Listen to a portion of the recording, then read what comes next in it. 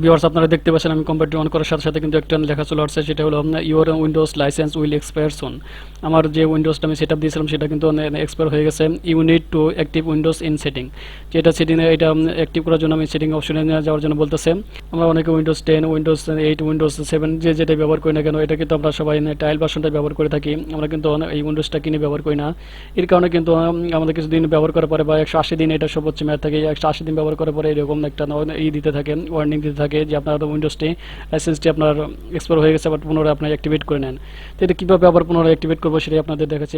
Viewers এই বিরক্তিকর message থেকে মুক্তি পাওয়ার জন্য আমি 3টি স্টেপের কাজটি দেখাবো। 3টি স্টেপ আমি এখানে টাইপ করে রেখেছি, এটা ডিসক্রিপশন বক্সে দিয়ে দেবো, সেখান থেকে আপনি কপি করে নিয়ে কাজটি করতে পারবেন। তো প্রথমত আমি এখান থেকে কপি করে নিয়ে আপনাদের দেখাচ্ছি। আমি এটা কপি করে নিলাম।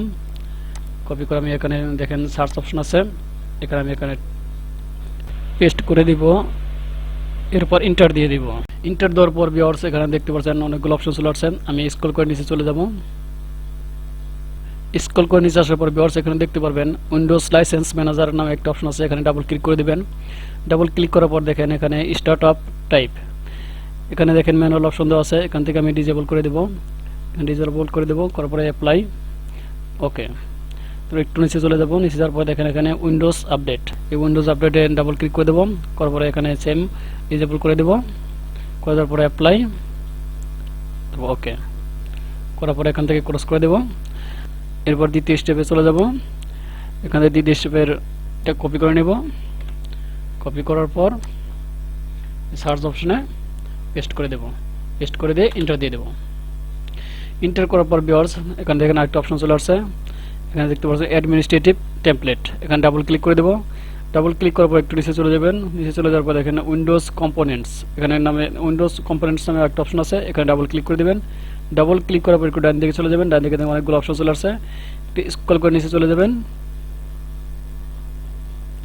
নিচে চলে যাওয়ার পরে উইন্ডোজ আপডেট নামে একটা অপশন আছে, এখানে ডাবল ক্লিক করে দেবেন।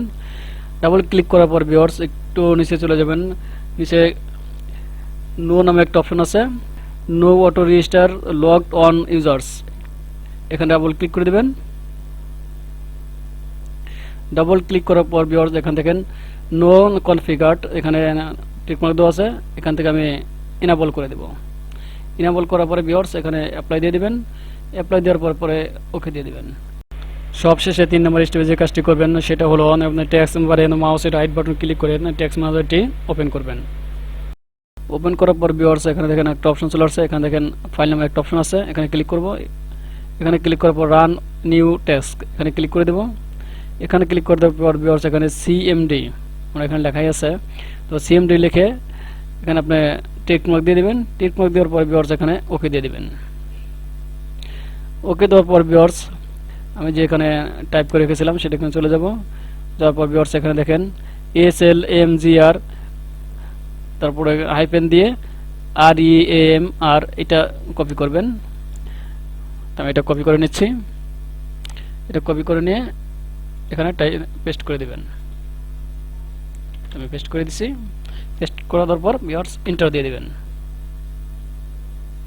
এন্টার দেওয়ার পর ভিউয়ার্স একটি দেখেন অপশন চলে আসছে, Windows script host command complete successfully, please restart the system for the change to take effect, এখানে আমি ওকে দিয়ে দেব। ওকে দেওয়ার পর ভিউয়ার্স এখান থেকে আমি ক্লোজ করে দেব। ক্লোজ করার পর ভিউয়ার্স এখন আমার কম্পিউটারটি রেজিস্টার দিয়ে দেব। রেজিস্টার দেওয়ার পর ইনশাআল্লাহ আর কোনো সমস্যা ফেস করতে হবে না।